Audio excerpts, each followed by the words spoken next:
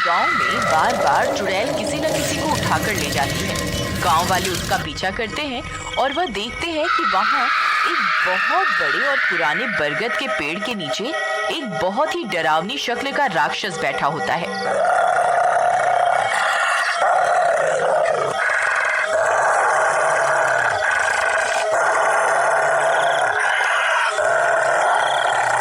चुड़ैल उसके पास पहुंच जाती है। हे चुड़ैलों के राजा, तुम्हारी जय हो। ये देखिए, मैं आज एक और बलि चढ़ाने आई हूँ, पर मेरा शरीर तो मुझे मिल जाएगा ना? आओ चुड़ैलों की रानी, तुम्हारा स्वागत है। तुम इसी तरह बलि चढ़ाकर मेरा पेट भरती रहो और औरतों को उठाकर लाती रहो। जैसे जैसे तुम एक औरत को लाओगी, वैसे वैसे तुम्हारे सारे शरीर के अंग पूरे होते जाएंगे और फिर एक दिन तुम्हें मैं बहुत शक्तिशाली चुड़ैल बना दूंगा और इसी तरह और चुड़ैलें बनाकर मैं सारी धरती का राजा बन जाऊंगा और तुम्हें अपनी रानी बनाऊंगा।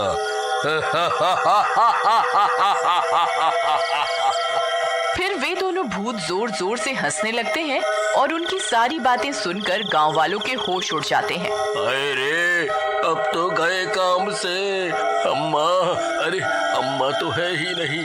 निर्मला, मुझे बचा लो। इस छोटी सी चुड़ैल के पीछे तो इतने बड़े राक्षस का हाथ निकला। अरे चुप हो जाओ, क्यों शोर मचा रहे हो? वैसे वो हमें देखे न देखे, तुम्हारे चिल्लाने की वजह से जरूर देख लेगी।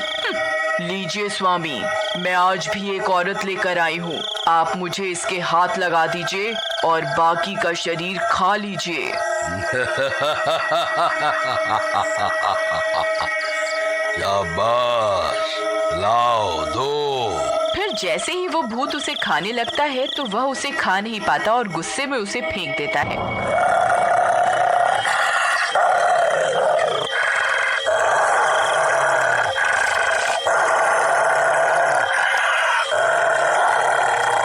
अरे हट!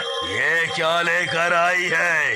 मूर्ख चुड़ैल, इससे तो मेरा दांत ही टूट गया। फिर चुड़ैल उस पुतले को जाकर देखती है। अरे ये क्या? ये तो नकली है। अब समझी, गांव वालों ने मेरे साथ धोखा किया है। मैं इन सबको नहीं छोड़ूंगी। अरे मूर्ख, तूने जब इसे उठाया था तब नहीं पता चला तुझे?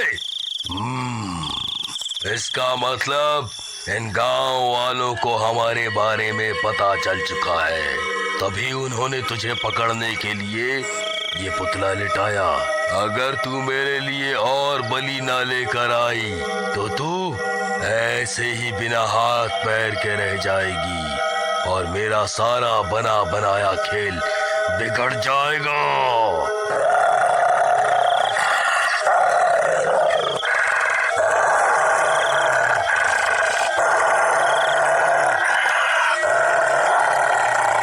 राक्षस और चुड़ैल को गुस्से में देखकर गणपत डर जाता है और चिल्लाने लगता है। अरे मर गए रे, भागो रे भागो। अब ये चुड़ैल हमें नहीं छोड़ेगी। इसे बेवकूफ बनाकर हमने इसे गुस्सा दिला दिया। अरे ये कौन है?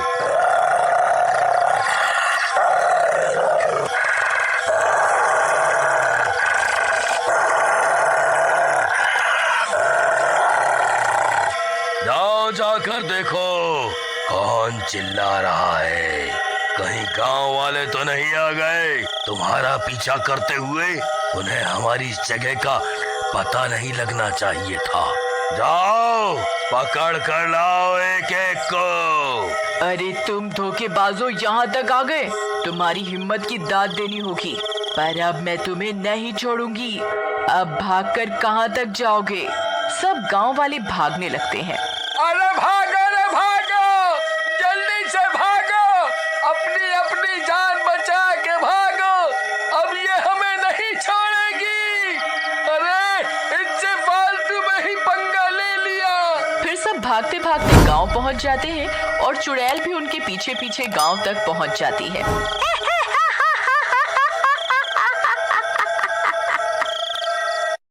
अब कहाँ भाग कर जाओगे? तुमने नकली पुतला लिटाकर मुझे बेवकूफ बनाया ना। अब मैं तुम्हें कच्चा ही खा जाऊंगी।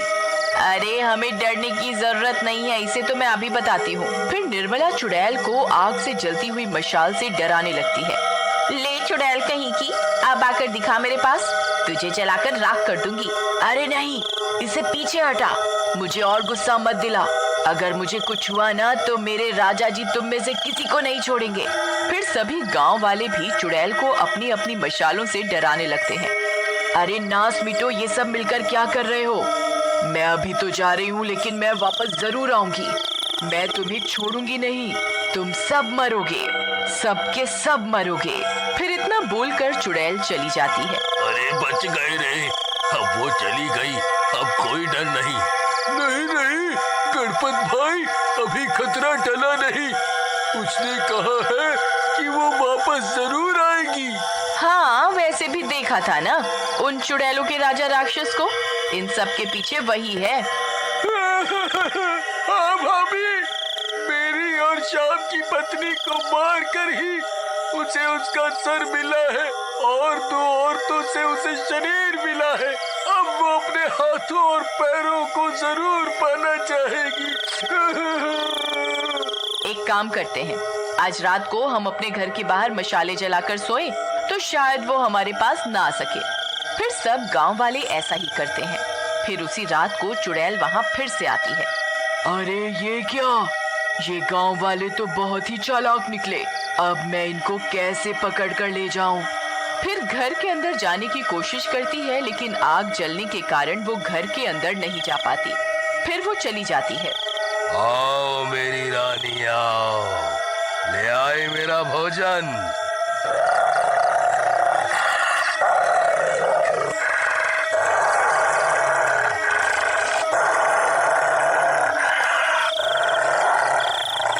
नहीं राजा जी, ये गांव वाले तो बहुत ही चालाक निकले। उन्होंने अपने घर के दरवाजों पर मशाले लगा रखी हैं। मैं अंदर ही नहीं जा पाई।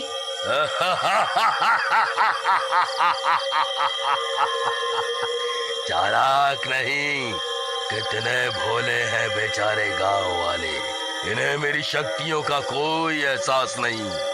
मैं तुम्हें एक शक्ति देता हूँ जिससे तुम किसी को भी छोटा बड़ा कर पाओगी और खुद को भी। फिर उस राक्षस के हाथ से रोशनी निकलती है और चुड़ैल पर पड़ती है।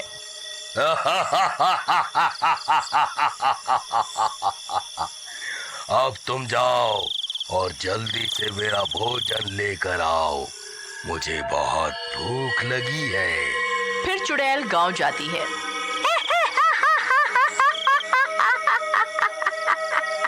मूर्ख गांव वालों, बहुत समझदार बन रहे थे ना, अभी तुम्हें बताती हूँ। फिर वह चुड़ैल अपना शरीर छोटा कर लेती है और खिड़की से घर में घुस जाती है। वहाँ एक पति पत्नी सो रहे होते हैं। अरे वाह, हमारी नींद खराब करके खुद आराम से सो रहे हो। उठो चांडालो। अरे अरे कौन है, कौन है? अरे मैया रे, ये तो चुड़ैल है। ये अंदर कैसे आ गई? मैंने तो दरवाजे पर बहुत सारी आग लगा रखी थी। फिर चुड़ैल अपनी शक्ति से उसकी पत्नी को भी छोटा कर देती है और मुंह में दबाकर उसे ले जाने लगती है। अजी मुझे बचा लीजिए, ये मुझे मार देगी। मैं अभी नहीं पढ़ना चाहती, अभी मेरी उम्र क्या है। चुड़ैल जी, आपको हाथी चाहिए ना तो मेरे पति के ले लो, ये निकम्मा बैठा रहता है पूरा दिन। नहीं, मुझे छोड़ दो। पागल औरत, क्या कह रही है? मैं तुझे बचा रहा हूँ और तू मुझे ही फंसवा रही है। अगर तुम्हारी गुफ्तगू खत्म हो गई हो तो मैं इसे लेकर जा रही हूँ। फिर चुड़ैल उसे लेकर चली जाती है। अरे नहीं, कोई तो बचाओ मुझे, प्राणनाथ मुझे बचा लो। अरे नहीं, छोड़ दो मेरी पत्नी को, ये चुड़ैल तो छोटी भी हो जाती है। अरे नहीं, गाँव वालों, अब हम क्या करेंगे? खुद को कैसे बचाएंगे? अगर आप इसका अगला भाग देखना चाहते हैं तो कमेंट करके जरूर बताएं। धन्यवाद।